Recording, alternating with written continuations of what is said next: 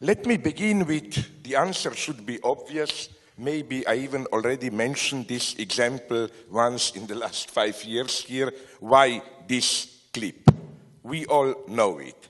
It's in the middle of the fourth movement of Beethoven's Ninth Symphony.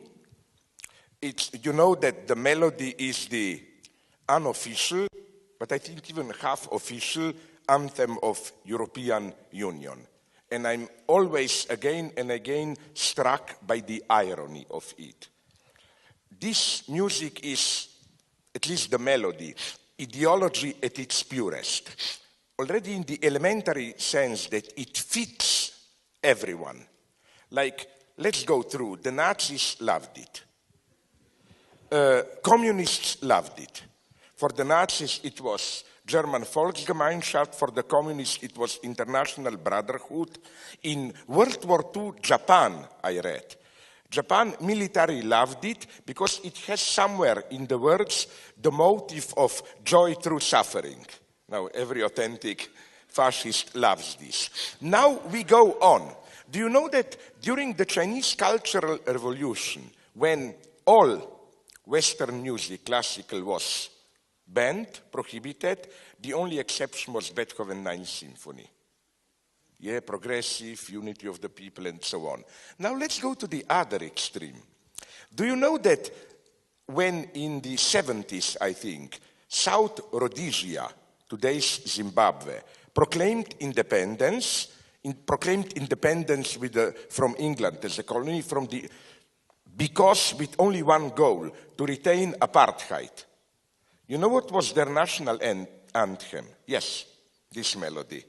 They just changed the words, oh, Rhodesia, happy country, and so on, but this was it. Then, if you go to Latin America, Abimael Guzman of Sendero Luminoso also said this is his favorite piece of music, and so on and so on. So this is ideology. You can take all today's official enemies and imagine them, you know, like George Bush embracing Obama, Bin Laden, Putin embracing the Chechens. Oh, this is the moment when we are nonetheless all humans. We all love this. So what is then, even in Germany, maybe you know that before full legalization of the two Germanys, legalization in the sense of admission to the United States and so on, I remember when I was young, in the 60s, even early 70s, you know that when a German athlete won the Olympic Games, this was played as instead of German East or West national anthem. So what's so interesting about it? What effectively happens? Usually people's attention focuses on this melody. The song repeated first 3 times orchestrally, then 4 times with 4 singers, chorus, and then something strange happens in the middle of the 4th movement. After this sublime climax, you have, when you started applauding, you wanted to oppress the ordinary people. Because then, after the silence, there are some obscene sounds, which, interestingly enough, the first critics in Beethoven's time to the premiere of the symphony compared them to vulgar sounds of wind breaking, of flatulence, and so on. And then you have the obscene popular version, and I find this so sublime, with a view to the fact that Turkey was the traumatic point whose entrance was blocked by France and others to Europe. You know that that rhythm of that obscene part, the beginning of which you heard, is called Marcia Turca. So it's exactly as if Beethoven saw where we are today. Alle Brüder, all Europeans together, but Marcia Turca, Turks, everything goes wrong. Literally, because if you know the symphony, in one of my books, I forgot which one, I give 10 pages analysis. After that, structurally, Beethoven is not able to find balance.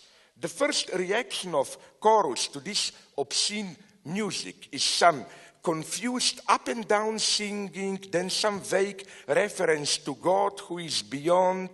It's totally no balance. At the end, there is a kind of synthesis which is totally empty, resembling a little bit the finale of Entführung aus dem Serai and so on and so on. So I claim that this is our choice today.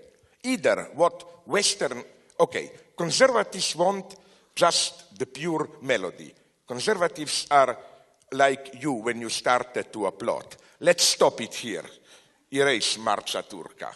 Liberals would like to say, let's expand. Let's invite them also to sing with us, so that we all together sing this melody. But I think our conclusion should be clear. The problem is not with this obscenity which intrudes. The problem is with the melody itself. We need a new European melody. We need a new anthem. Why? Where are we? Okay. There is a wonderful expression, I hope I will pronounce it correctly, I'm not sure, in Persian. It's something like, so I was told by a Persian friend, var nam nihadan, which means, I love this, it's a condensed everyday expression, which means, if you translate it literally, to murder somebody, bury his body, then grow flowers over the body to conceal it, and then walk nervously on those flowers, nervously that someone will discover the body beneath. And this is the reality of our media, I claim. In 2011, we were witnessing and participating in a series of shattering events. From the Arab Spring to the Occupy Wall Street movement, from the United Kingdom suburban protests to Breivik's ideological madness, but still ideological madness in Oslo. 2011 was thus the year of dreaming dangerously, in both directions. There were emancipatory dreams mobilizing protesters all around the world, and there were the obscure, destructive dreams propelling Breivik and racist populists all around Europe, from Netherlands to Hungary. The primary task of the hegemonic ideology and big media was to neutralize the true dimension of these events. That is to say, it was precisely some kind of var nam nihadan. Let's bury the corpse and let's plant some grass on it. The media were killing the radical emancipatory potential of the events by obfuscating their threat to democracy, or they were, obfuscating their threat to democracy, and they were growing flowers over the buried corpse. This is why it is so important to set the record straight, what is effectively happening in Europe, but not only in Europe, from 2011 onwards. My first reaction to the events will be just no wisdom, please. Because the predominant liberal reaction, if you noticed in the media, is one of wisdom. Oh, we all need illusions, it was wonderful, millions of people on Tahrir Square, but let's be realists. Did you see now Islamists, Muslim Brotherhood won the election? You see, that's the reality. It always returns not only to the same, but even to something worse, so better not to shake things too much. The result will be an even worse one. In other words, this vulgar wisdom is something, the form of which, or the most popular expression of which, would be, and for this I'm ready in a Stalin's way to say we should burn the movie, the vulgar song of one of the films that I really hate, The Lion King.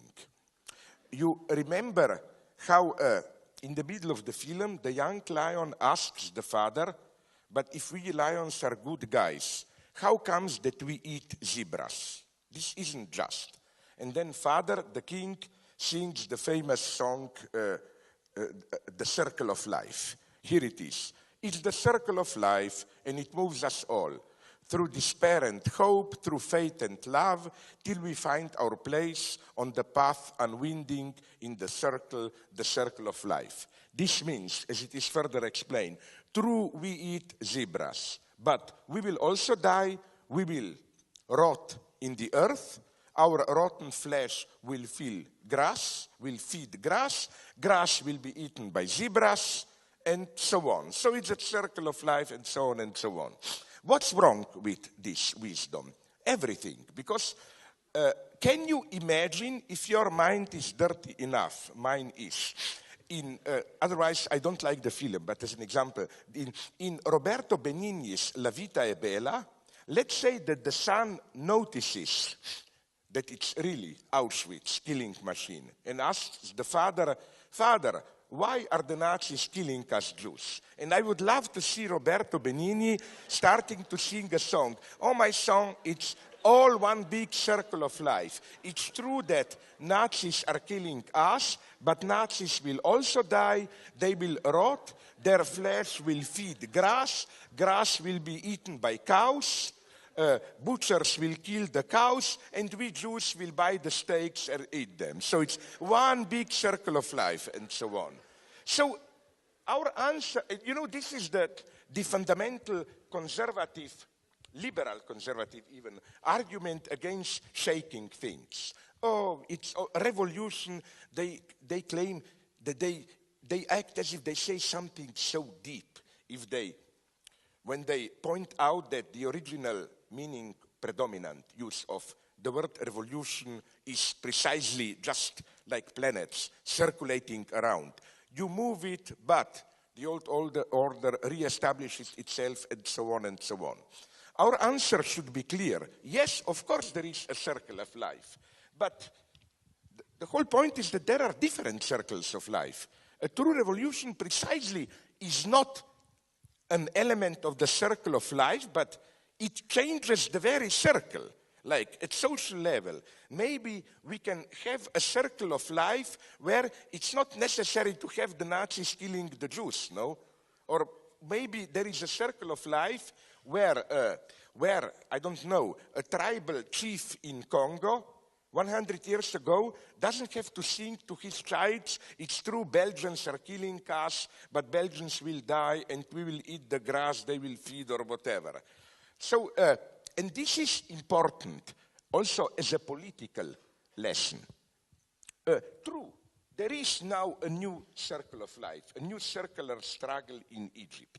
But with all the justified pessimism and precaution, it's not the same circle of life as before. Even if nothing radical will happen at the end, we have to admit, we have now a thriving civil society there, trade unions, women, students organizing themselves, and so on and so on.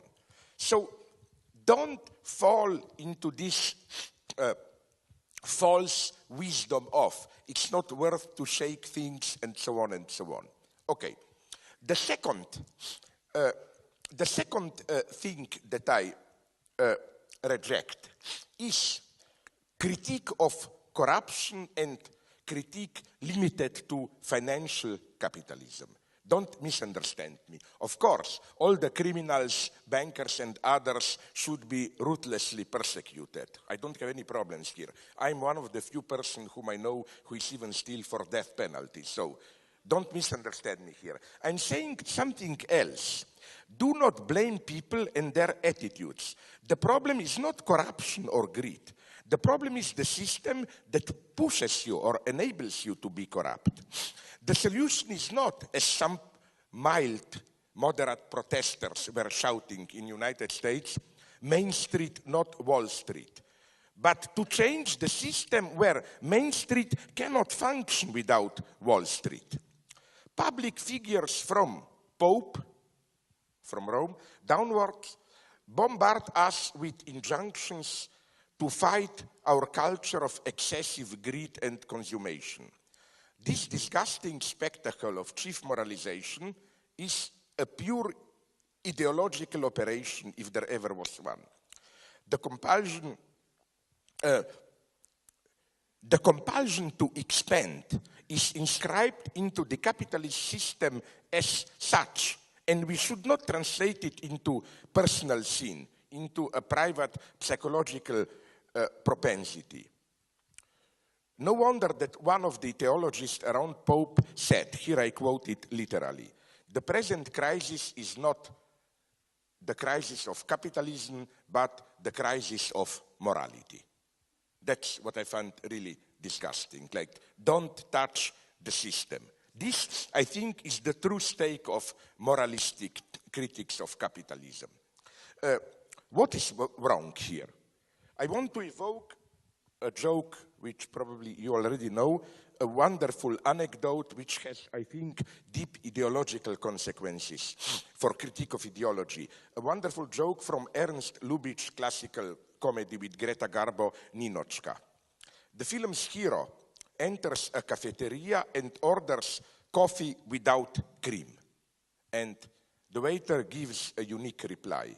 The waiter says, sorry, but we have run out of cream. We only have milk. So can I bring you coffee without milk? And this is, I think, a deep Hegelian point, because if you want to understand what Hegel means when he says that negation is part of the positive identity of an object is not only what it is, it's part of its identity. You have to include what it is not. This is why I think this joke has wonderful political consequences. For example, already immediately, with us, we didn't have such lack of, in Yugoslav socialism, lack of consumerist object in stores, but a friend of Poland told me that they had exactly the same version of this joke, a version of this joke related to socialist reality. A guy enters a store and says, is it still that you don't have toilet paper? And the salesperson answers, no, sorry, we are the store which doesn't have milk. The store across the street is the one which doesn't have toilet paper, and so on and so on. But a more serious example would have been precisely the events in 1990. The dissolution of East European communist regimes. People who protested, dissidents, crowds, wanted freedom and democracy without corruption and exploitation. Like, this would be, we want coffee without cream. They got freedom and democracy without solidarity and justice, without milk. No, it's as if Western people are telling me, sorry, we don't have that, we can only give you this one, and so on. Likewise, the Catholic theologist, close to Pope, is carefully emphasizing that the protesters should target moral injustice, greed, consumerism, without targeting capitalism. One should even congratulate the honesty of this theologist, who openly formulates the negation implied in the moralizing critique. Like, he's telling them coffee without milk. That is to say, criticize greed, but don't criticize capitalism. So, again, the question today is that of the system. Bankers were always evil, and so on and so on. The second thing, don't focus on financial capital. This also bothers me when the target is all too often just financial capital. You know why I'm afraid of this? Because we are then one step from some kind of proto-fascist anti-Semitic logic. If we go too far in the critique of financial capital, banks and so on, then we are one step from the idea that, which is well known from its very basis of fascism, that we should get productive, honest capitalists and workers. Corruption doesn't come from the basic labor-capital relation, but from intruding Jewish bankers and so on and so on. So, again, don't misunderstand me. I'm not praising corrupted bankers. All I'm saying is that the true question is, what structural change happened in the last decades in global capitalism that financial capital acquired such a central role. Now, the next point, even when we do celebrate protests, is to celebrate them just as protests. This was already mentioned. Srečko mentioned that Michael Hart emphasized this ecstasy aspect of it. You know, it's the same story as in France today, where every self-respectful right-wing politician will tell you with proud in 60 days, of course I was on barricades, and so on and so on. You know that. What I'm afraid is that for most of the people who are protesting, it will become a wonderful, youthful adventure, and I can imagine, this is my evil dream, people who were protesting on Wall Street, 10 years from now, they meet in a bar for a lunch break, each have a drink. Wasn't it wonderful 10 years ago? And then the phone rang from someone, sorry, my boss is calling me to the bank, I have to run away, and so on and so on. Don't fall into this. Reacting to the Paris protests of 1968, Jacques Lacan wrote, I quote him, "What you aspire to as revolutionaries is a new master. You will get one." End of quote. This diagnostic prognostic should be rejected as a kind of a almost conservative statement, like every revolution asks for a new master. But I claim there is a grain of truth in it if we apply this Lacan statement to some of the protests. If you just protest and demand, you effectively expose yourself to the danger that you are creating the space for a new master. And we already got the first glimpses of this new master in Greece, in Italy, maybe Spain will follow, and so on and so on. As if ironically answering the lack of expert programs of the protesters, the trend is now to replace politicians in the government with neutral government of depoliticized technocrats, mostly bankers. And again, the only way to fight this is to move a step further from protests. So, next thing we should oppose is social democratic welfare state nostalgia. Let me be now very brutal, then I will be more kind the more we progress into. If you ask a figure that I will invent now, the archetypal European left liberal moron, I don't mean the word moron in an aggressive way. By moron, I mean the typical common sense wisdom. Like, you know, it's Watson for Sherlock Holmes, Captain Hastings for Hercule Poirot in Agatha Christie. This type of moron, average intelligence intellectual, if you ask him what is wrong with Europe today, what will he tell you? I think something like this. First, he will no doubt begin by sharing his deep worry. The moron is worried about Europe. As a politically correct, anti-racist moron, he will immediately add that, of course, he rejects the anti-immigrant populism. The danger comes from within, not from Islam. The two main threats to Europe are this very anti-immigrant populist defense of Europe and neoliberal economics. So, you know, when we say, let's save Europe from its false defenders, from Brussels technocrats and from racist anti-populists, we are still at the level of the moron. Against this double threat, the moron would propose to resuscitate social solidarity, multicultural tolerance, material conditions for cultural development, and so on and so on. What is his solution? How to do it? The main moron idea is to return to authentic welfare state. We need maybe even a new political party which will simply stick to the good old principles abandoned under the neoliberal pressure.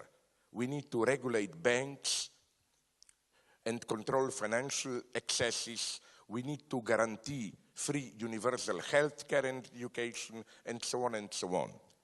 Now you will say, so what is wrong with this attitude? Everything, I think. Such an approach is strictly idealist. It opposes to the existing deadlock its own idealized ideological supplement. Recall what Marx wrote about Plato's Republic. Its problem is not that it is too utopian, but on the contrary, that it remains the ideal image of the existing politico-economic order. And mutatis mutandis, one should read the ongoing dismantling of the welfare state not as a betrayal of this noble idea, but as a failure which retroactively enables us to discern a fatal flaw in the very notion of welfare state.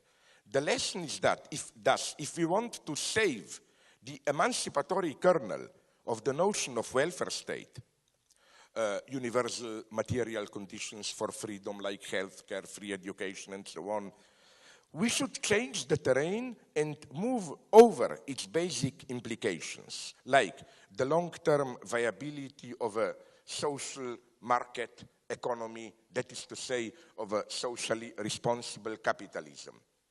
I think that if we don't do this step, if we remain within the horizon of how to change just some things to still combine capitalism with welfare state, we are just contributing to the process which we try to reverse.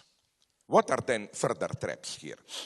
Michael Hart's and Tony Negri's analysis, which I share up to a certain point, underestimates, I think, the extent to which today's capitalism successfully, in short term at least, privatized common knowledge itself. This is, I think, again, I already repeated this last year, I know one of the crucial things happening today. You remember how in Grundrisse Fragment, Marx dreams about a society which is basically already here today for us, where the main source of wealth will no longer be work, labor, measured by time, but social knowledge, embodied in science, in material practices, culture, and so on.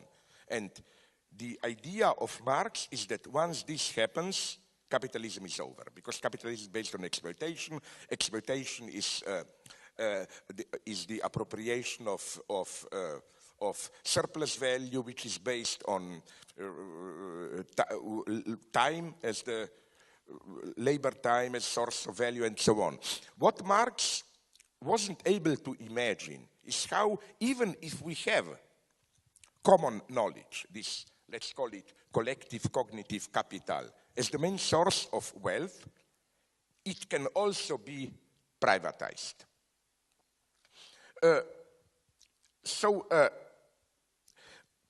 This they don't see. Another thing that I think they, Hart and Negri, don't emphasize enough is the extent to which, not only, as Negri likes to emphasize, bourgeoisie is becoming purely parasitical, no longer playing a necessary structural role in social production, but workers themselves are more and more, in our Western societies, of course, mostly, becoming superfluous. Larger and larger numbers of them are turning into not just temporarily unemployed, but structurally unemployable workers. Furthermore, now I want to pursue in another direction. Even if it is in principle true that bourgeoisie is progressively becoming non-functional, one should qualify this statement. Non-functional for whom? For capitalism itself.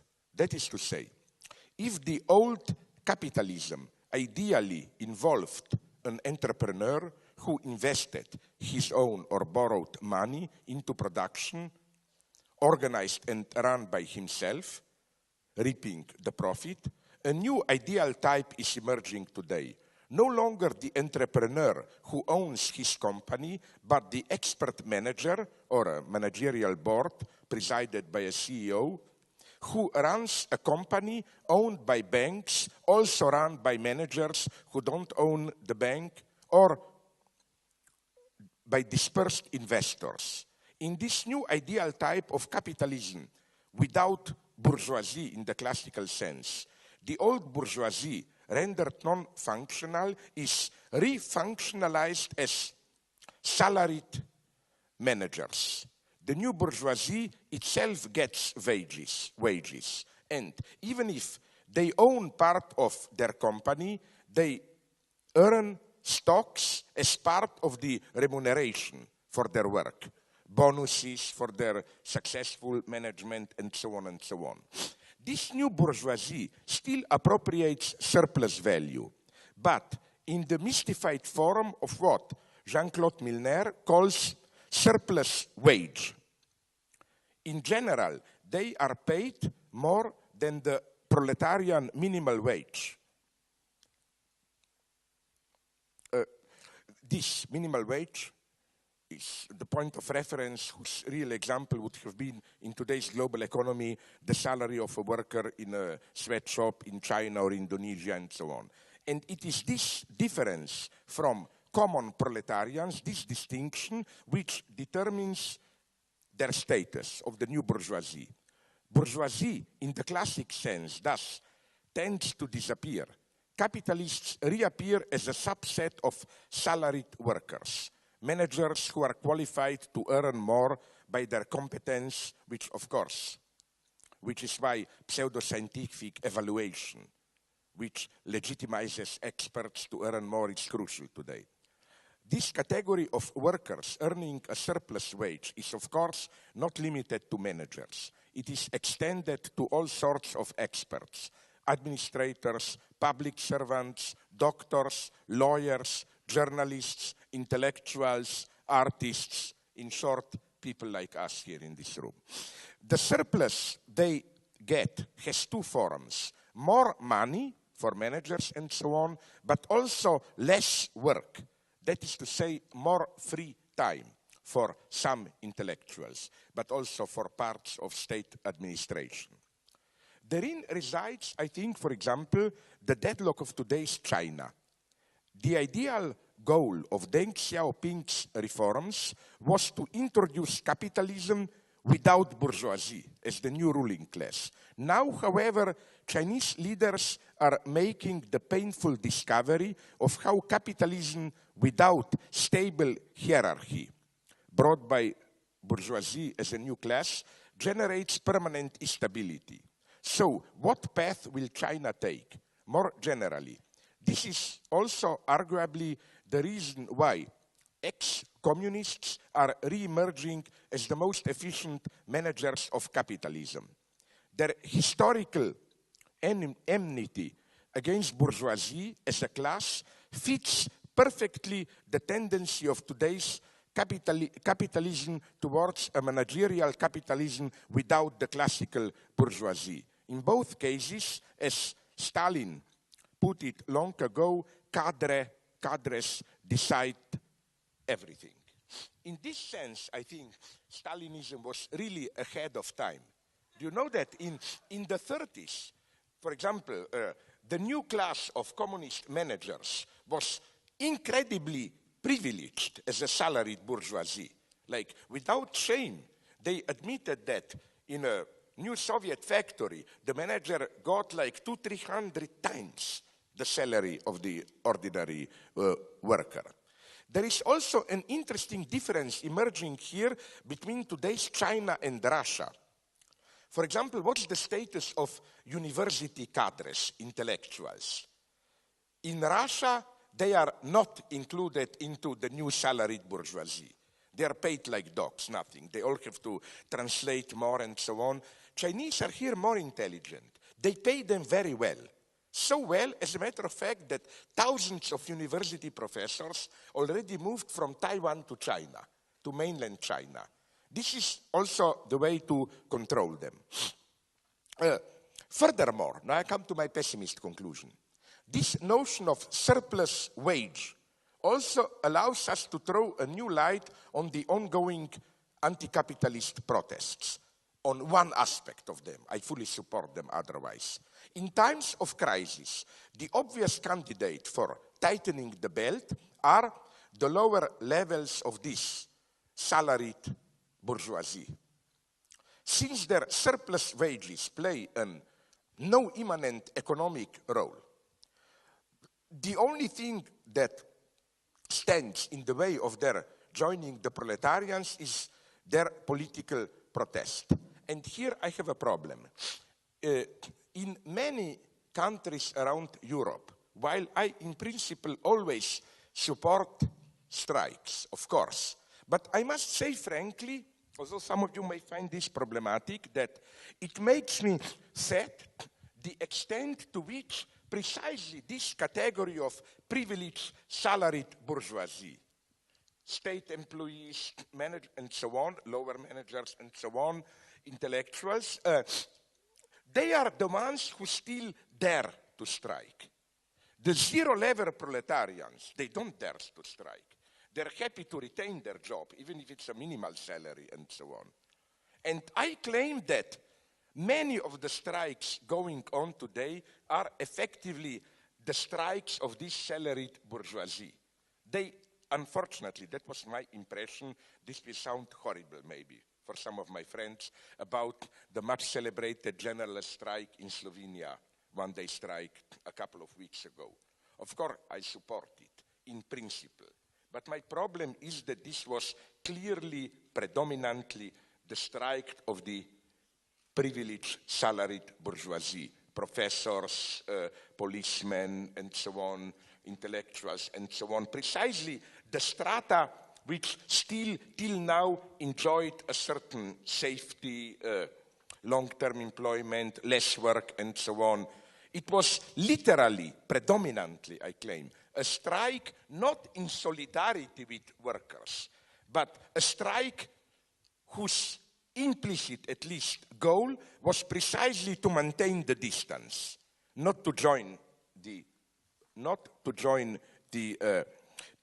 proletarians. So we are, again, in a very paradoxical situation where this salaried bourgeoisie is the only one which still dares to strike, which is why I think it is absolutely crucial to invent, develop some kind of solidarity of this new form of salaried bourgeoisie with ordinary proletarians, whatever you call them.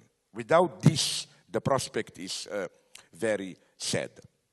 So, to go back to my main line, the key feature that we should emphasize about today's society is that the ongoing crisis is not about reckless spending, greed, ineffectual bank regulations, and so on. I claim that something much more radical is happening.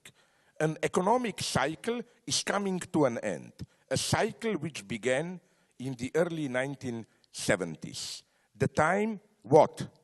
The Greek economist who I appreciate pretty much, Yanis Varoufakis, calls the global minotaur. This global minotaur was born. The monstrous engine that was running the world economy from the early 1980s till 2008.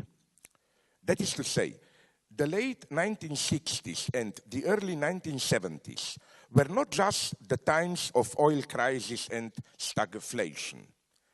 President Richard Nixon's decision to abandon the gold standard for the US dollar was the sign of a much more radical shift in the basic functioning of the entire capitalist system. By the end of the 1960s, the American economy was no longer able to continue the recycling of its surpluses to Europe and Asia. Its surpluses has turned into deficits. Then, in 1971, the US government responded to this decline with an audacious and I claim quite ingenious strategic move. Instead of tackling the nation's burgeoning deficit, the US government decided to do the exact opposite, to boost deficits. And, I quote here Varoufakis, who would pay for them?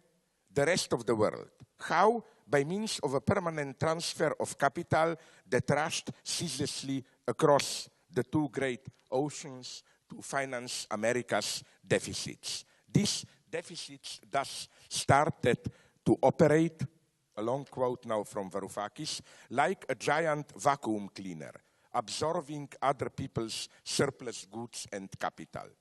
While that arrangement was the embodiment of the grossest imbalance imagined at a planetary scale, nonetheless it did give rise to something resembling global balance, an international system of rapidly accelerating asymmetrical financial and trade flows capable of putting on a semblance of stability and steady growth. Powered by these deficits, the world's leading surplus economies, Germany, Japan, and later China, kept churning out the goods while America absorbed them. Almost 70% of the profits made globally by these countries were then transferred back to the United States in the form of capital flows to Wall Street. And what did Wall Street do with it? It turned these capital inflows into direct investments, shares, and so on and so on. End of quote. Although Emmanuel Tode's, the French social economic theoretician, vision of today's global order is maybe too one-sided, it is difficult to deny its moment of truth. That the United States are an empire in decline. Its growing negative trade balance demonstrates that the United States is the non-productive predator. It has to suck up $1 billion daily influx from other nations to buy for its consummation. And is as such the universal Keynesian consumer that keeps the world economy running. This influx, which is effectively like money paid to Rome in antiquity, or the gifts sacrificed to Minotaur by ancient Greeks, this influx relies on a complex economic mechanism. The US is trusted as the safe and stable center so that all others, from the oil-producing Arab countries to Western Europe, Japan, even Chinese, invest their surplus profits into the United States. Since this trust is primarily ideological and military, not economic, the problem for the United States is how to justify its imperial role.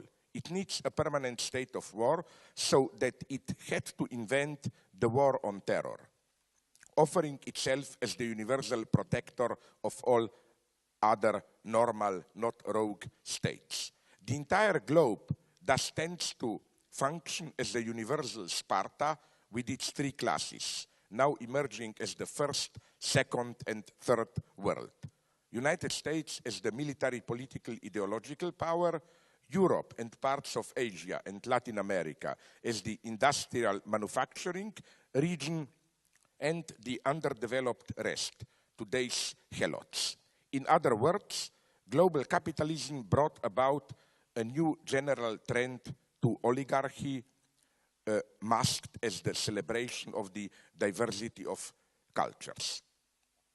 And again, my point is that this model is today falling apart. This totally perverse, we even didn't notice how perverse it was, structural imbalance, where literally everything turned around. The key moment was literally at least 1 billion per day deficit of the United States. It no longer works, this model, and capitalism is desperately looking for a way out, and I think this is the background of the crisis. If 50 years ago, we like to say that the world needed United States. Now, the United States needs the world. You know, it was very popular when I was young, this cynical reasoning. I remember an essay was written, what were to happen in 1960s if the whole India were to be submerged into the ocean? The answer was nothing, minor disturbance.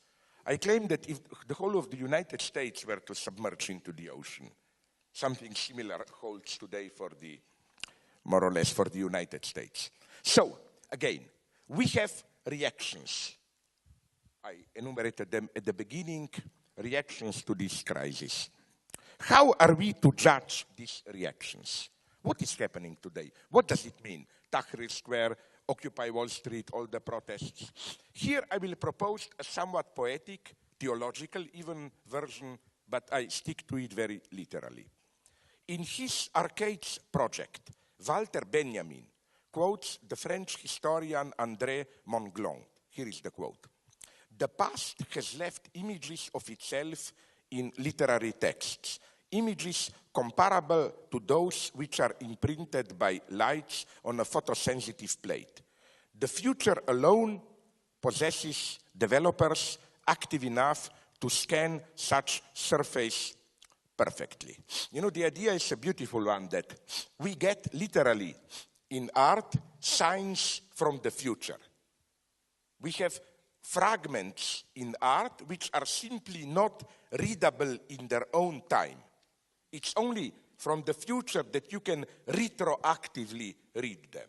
Like a classical example, which I think even repeated here years ago, to read properly, Kafka is such a heroic figure. We can only read properly today Dostoevsky, William Blake, Edgar Allan Poe, backwards from Kafka. Kafka was the developer rendering them, even John Milton, rendering them readable. I think that events like Occupy Wall Street protests, the Arab Spring, demonstrations in Greece and Spain, and so on, have to be read precisely as such signs from the future.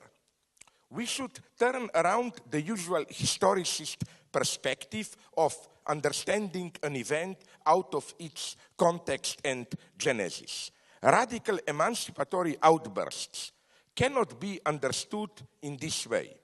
Instead of analyzing them as part of the continuous development from past to present, we should bring in the perspective of the future. We should analyze them as limited, distorted, sometimes even perverted, fragments of a utopian future which lies dormant in the present as its hidden potential.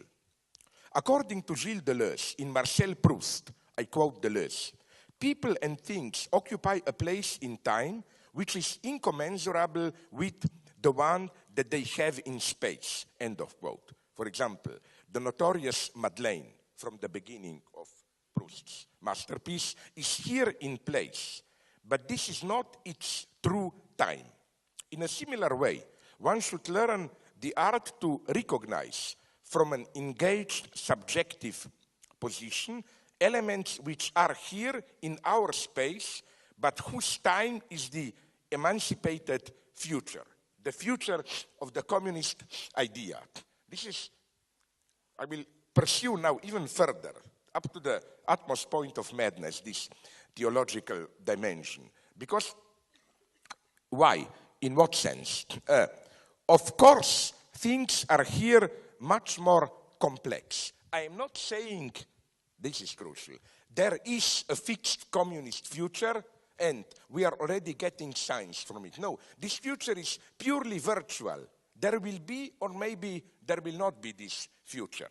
But the paradox is that we have this circular structure. Only by reading what we do now as signs of the future, from our engaged position, can we maybe bring about this future. Let me quote to you a wonderful science fiction story about time travel, which renders perfectly the structure I try to describe. It's an old, I forgot even the title, time travel story which takes place in New York in 25th century, where they already developed some kind of primitive time travel machine. So an art historian from 25th century is fascinated by a painter from mid-20th century, painter vaguely modeled on Jackson Pollock. So he said, my God, I would like to be there to write the real biography of this Pollock. So he takes the time travel machine and moves to New York in mid-40s. What he discovers there, just before the career of this painter started, what he discovers there is a nightmare. This painter is a totally stupid, vulgar drunkard who is not only without any talent, but even evil. When this historian introduces himself to this painter, the painter steals the machine from him and escapes into the future. Now, if you like science fiction paradoxes then and know them, you must have already guessed what happens then. Stuck in this time, the critic from the future, what can he do? He adopts the identity of the painter and paints the very paintings which made the painter famous in the future. It's a nice circular structure. There is something like this that we should emphasize. Let me go even deeper in teleology here. Blaise Pascal, his idea of Deus absconditus, le Dieu caché, the hidden God. There were already many Marxists, not only Lucien Goldman and Alain Badiou, who recognized the proto-communist dimension of Pascal there. You know what is Pascal's idea? That God doesn't want to reveal himself fully. If God were to reveal himself fully, then everybody would be simply convinced, my God, if you see clearly him, haha, who would doubt, you know? But he says that's not good. It cannot be done. It's not bad for faith, for authentic faith.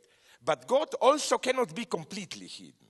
If it's completely hidden, then nothing. Then skeptics, or as Pascal calls them, libertines, which you should be very careful here. It's a wonderful semantic shift. In the 17th century, libertin didn't mean what you probably dream about, sexual debauchery and so on. It meant atheist, skeptical, free thinker. And in 100 years, the meaning changed totally. It meant what you all like to dream about and so on. So, okay, Pascal says this also not. So here comes Pascal's wonderful dialectical idea of a hidden God who sends signs. And as Pascal points out, these signs are miracles. But here is the beauty of Pascal. He says these miracles, precisely therein resides the divine wisdom. These miracles are miracles only for those who search for them and who want to recognize them as miracles. They are not miracles out there for everyone.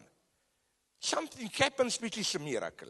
If you are an ordinary libertin skeptic, you will say, oh, this is just some freakish accident of nature. Only as a believer, you will recognize it as a miracle. What does this mean? It means, Pascal is here a proto-Marxist. It means theory of communism is not an objective social theory. It's a theory which is true. But you have access to this truth only from an engaged subjective position. It's not simply that you don't care about workers, but you study history and you will see, oh my God, it looks that workers will win in the long term, so let's jump on their car or whatever. No, it's only from an engaged position that you get it. Which is why, as Pascal put it wonderfully, there is a circular reaction between the teaching, the doctrine, and miracle. A doctrine is just abstract theory. It needs a miracle, which means some impossible traumatic event which shakes you. But miracle also needs a doctrine to be recognized at what it is. There is no external objective measure. We have to accept this circle. I claim, to put it in a slightly naive way, I claim that this is where we are today. If the 20th century communism, at least in its Stalinist version, was still the communism of revealed religion, you know, like neo-Thomists, they claim everyone who honestly thinks can recognize God, the truth is out there. Our communism should maybe be, I love this term, not Deus absconditus, but communism absconditus, because they put it hidden.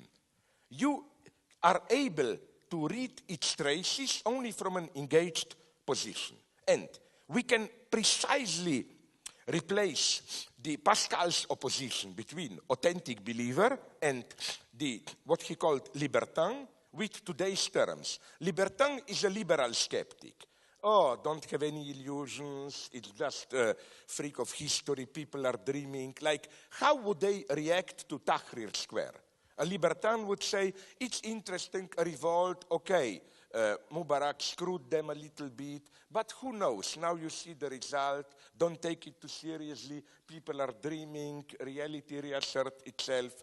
If you speak from a subjectively engaged position of looking for or fidelity to communism, you are able to read, for example, but not only, Tahrir Square, Occupy Wall Street, as what they were, as don't be afraid, I'm a total atheist, but I think we should rehabilitate the atheist notion of a miracle.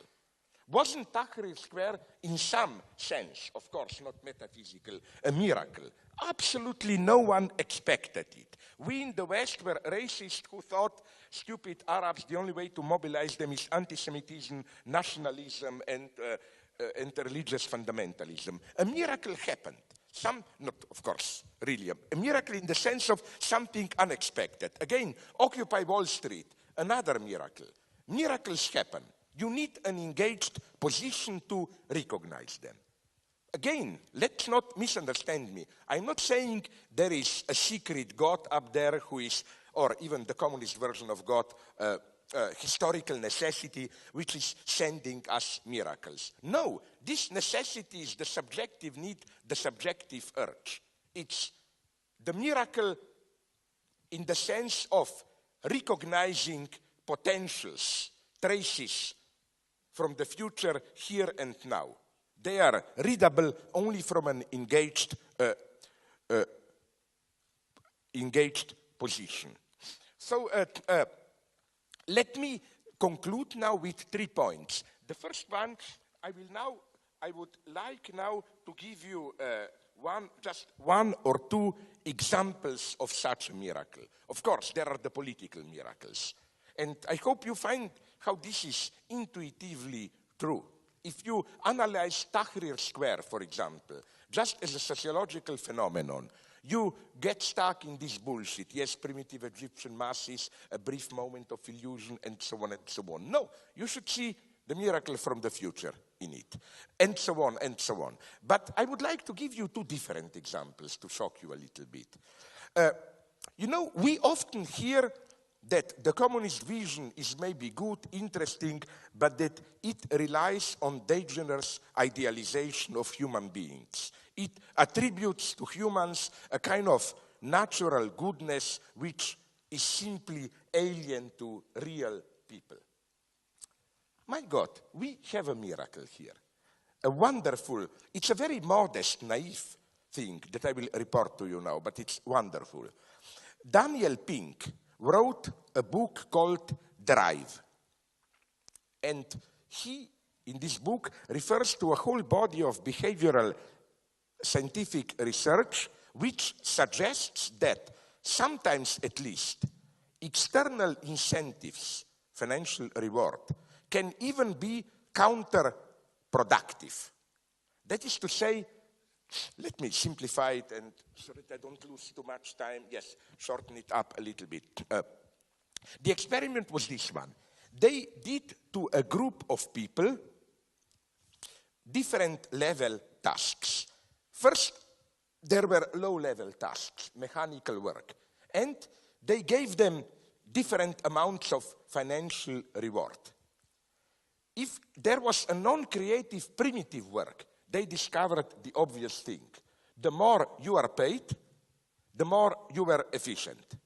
But when tasks became minimally creative, intellectually challenging, they discovered something beautiful. even if it's naive and it's immediately exploited by capitalists, they discover not only that above a certain level, money doesn't matter, but even that above a certain level, money is counterproductive. It's incredibly beautiful. If you have a group of people and tell them, here we have a tough nut to break, creative one, about how to reconstruct cyberspace in this way, whatever. If you give them too much money, they will do much worse than if you give them no money. Then they did, these scientists, something, to dispel one misunderstanding. Now you will say, this must have been some crazy lunatic leftist scientists. Yes, they were. Because the institution which organized this was the notorious leftist group called the Federal Reserve Bank of the United States. Did this. So, okay, they went on. And they said, wait a minute, maybe this is a cultural specificity. People having a relatively high standard of living in United States. So they did a wonderful, honest, simple thing. They went to Africa, Mali or where, poor Africa. They went to India, to a village, repeated exactly the same experiment, of course with lower sums of money, and they obtained always the same result. You got the result. It's not only that money doesn't matter after a certain point, that it's even counterproductive. If you have a creative task, and if you are somehow aware that the better you do it, more you will be paid. If money is too high, it's counterproductive. You do it worse. Why I like this example? I know it's A, totally naive. B, I know how postmodern capitalism likes these examples to screw workers better. You know, this is the whole Google, Microsoft propaganda. We give you a creative environment where money doesn't matter and all that stuff and so on and so on. So, of course, we should know well what is going on here. That this holds for these top companies, Microsoft, Google, Apple, but then, you know what's the other side of Apple? You know, I think that if I were to live in a dictatorship where I would be a dictator, who doesn't have this dream? One of the irrational rules I would impose is that whenever the mention Apple as the label is mentioned, I would say Apple/Foxconn. You know who is Foxconn? The truth of Apple. Literally over 1 million workers in Shanghai suburbs and elsewhere working under the most terrifying conditions, and typically for today's China, the obscenity is open and direct. For example, it's incredible what is happening today. The director of Foxconn visited Shanghai and demanded to meet the boss of Shanghai Zoo, zoological garden. When asked why, he said, well, we have similar problems. My problem is how to run in a disciplined way 1 million animals. And I hope to learn something from zoological garden, how they do it there. You know, and the story of Foxconn is wonderful. You have there human capitalism at its best. You know, when they had those massive suicides, you know what Foxconn did? Every worker with Foxconn has to sign an anti-suicidal pact. Well, he promises that he will not kill himself, and he promises, much nicer, that if he sees some of his colleagues too depressed, that he will denounce them. Plus, I found this wonderful, suicides are made by jumping from high-rise buildings because they work in small multi-story buildings. Foxconn put networks around the buildings. This is humanism, so that if you... Okay, but what I say is that in spite of this, and in spite of all the naivety of this experiment, isn't there nonetheless something beautiful here? Isn't it at least, very naively, a kind of empirical confirmation that no, capitalist egotism is not our danger. We are not dreaming. It's not true that at a certain level you can organize production so that not only it's not conditioned, the quality, by finances, but financial aspect, if it's too much underlined, emphasized, it's even counterproductive. I mean, we may laugh about that Marxist idea of definition of communism, you know, to each to his needs, each gives to his abilities. But sorry, isn't this exactly the formula of this? Once you give people each to his needs, that he doesn't have to give money, he will work according to his abilities. I think this is, again, a wonderful, modest sign of the future. How they are even empirically false. Those who claim, oh, you communists are dreaming, and so on and so on. No, egotism is not a thing of nature. In a perverted way, even Rousseau knew this. He knew that capitalism is not even really egotist. It's envy, resentment, you know. The point of capitalism is not I want to win. It's you must lose, which is much more important. Okay, that's another story. Now let me give you, to conclude on a lighter note, but with what I think we all love, and this is also an incitation to you to watch TV series. Because as we all know, now I speak as a Hegelian, Weltgeist has moved recently from Hollywood to TV series. The really creative, even commercially creative, popular culture comes much more from today's, some of them, HBO and so on, TV series than from movies. Movies are getting, precisely to compete with more interesting TV narratives, they are just getting more and more stupid in a spectacular way, like Avengers and so on. All these ultra battles and so on, they just mask a total lack. They are not even able to construct an interesting narrative that would have functioned on its own. Okay, so a good friend of mine, an American theologist, very leftist one, he would have been an American version of your own Boris Gunievich here, who is a friend of mine, Adam Kocko. He wrote a wonderful book, Why We Love Sociopaths. He noticed something, that precisely in the domain of TV series, almost not, but nonetheless, the predominant heroes are sociopaths. For example, monsters like killing gangsters like Tony Soprano, serial killers like Dexter, torturing anti-terrorist agents like Jack Bauer, up to primitive dysfunctional fathers like Homer Simpson, and so on and so on. We obviously seem to love sociopaths. What unites all these figures is that, for whatever reason, from simple subjective satisfaction or material profit up to protecting the basic fabric of our society, these heroes are able, without any moral qualms, to suspend the basic rules of human concern and decency. They cheat, kill, torture, manipulate, humiliate others, and so on, their neighbors, without constraint. How are we to interpret this weird fascination? The obvious answer would have been to read it as an index of the decay of our social link, what holds our societies together. Our societies obviously need sociopaths if they are to function normally. Only sociopaths can save us. Society's rules have to be broken for the sake of society itself. However, Adam Kocko proposes a perspicuous analysis where he makes a crucial step further.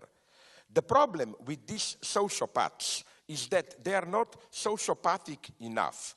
They still need society, and in their own way, they serve society. In other words, what Jacques Lacan calls the big other remains operative. Namely, the goals that motivate these sociopaths are still socially acceptable goals. Material suspect, social recognition, or even patriotic goals like Jack Bauer, saving one's country, and so on and so on. And it also, society also easily incorporates the outcome of their activity. For example, I claim that the most perfidious pathological sociopath is Dr. House, I claim, who breaks all the rules precisely to save people and so on and so on. From this basic dialectical insight, Kotsko outlines the idea of a true. He says wonderfully, it's not just that these sociopaths are pathological figures. They are because they are not sociopathic enough. We need finally a true sociopath, a social revolutionary who effectively is able to question the basic coordinates of our social substance. Then Kotsko enumerates the redeeming feature of every main type of a sociopath in series. He classifies sociopaths in 3-4 types. First are the schemers, like Homer Simpson. You know, simply a stupid, dumb father who enjoys humiliating his neighbors, winning them over. What do you mean? I know, my son knows this for 5 years. He calls me Homer for 3 years, I know. Okay, but what to say, but as Kotsko notices, there is a wonderful redeeming feature. You remember when it seems that Homer will succeed in his primitive plot. He displays a kind of such wonderful, innocent, childlike joy. Ha ha, I screwed him up and so on. This is a redeeming feature. Then we have the next type of sociopathy, schemers, people who plot ruthlessly up to murder or whatever, or mostly financial cheating to succeed. They nonetheless, sorry, not schemers, now they are climbers, yes. They display nonetheless an exceptional creativity and willingness to take risks in the ruthless pursuit of their goals. Then we have the most ominous figure of sociopaths, enforcers like Jack Bauer, up to a point even McNulty from The Wire.